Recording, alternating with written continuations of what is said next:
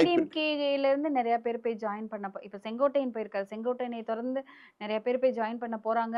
வலுவான கூட்டணி அமைய போகுது அப்படிங்கிற ஒரு வலிமையான கூட்டணி டிவிகேக்கு கிடைக்க போகுது அப்படிங்கிற பேச்சுமே போயிட்டு இருக்குல்ல சார்.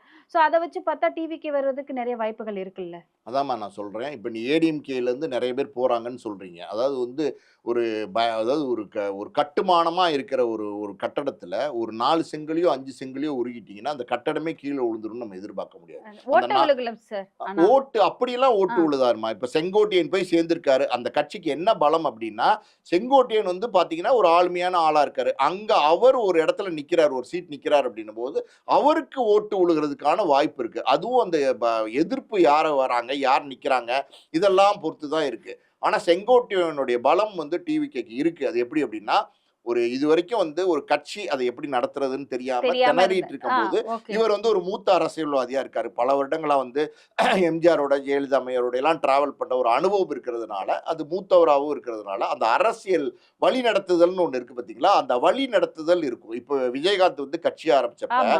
பண்ருட்டி ராமச்சந்திரன் வந்து விஜயகாந்தனுடைய பின்னணியில இருந்தாரு. ம். அவர் வந்து சொல்லக்கூடிய விஷயங்களை தான் வந்து விஜயகாந்த் வந்து செயல்படுத்தினாரு. ம். அப்படி இத வழி நடத்துறதுக்கு தான் உதவியா இருப்பாரே தவிர, இப்ப வரப்போற எலக்ஷன்ல காங்கிரஸோட சேர்றாங்களா அப்படிங்கிறது தெரியல. அப்படி சேர்ந்தா என்ன நடக்கும்னு நம்ம பேசிட்டோம். இப்போ ஒருவேளை ஏடிஎம்கேவோட ஒரு அலையன்ஸ் வருதா அப்படின்னா, அந்த ஏடிஎம்கேவோட அலையன்ஸ் வந்தா கூட ஒரு 40லேருந்து 50 சீட்டு தான் ஏடிஎம்கே தருவாங்க விஜய்க்கு, டிவிகேக்கு.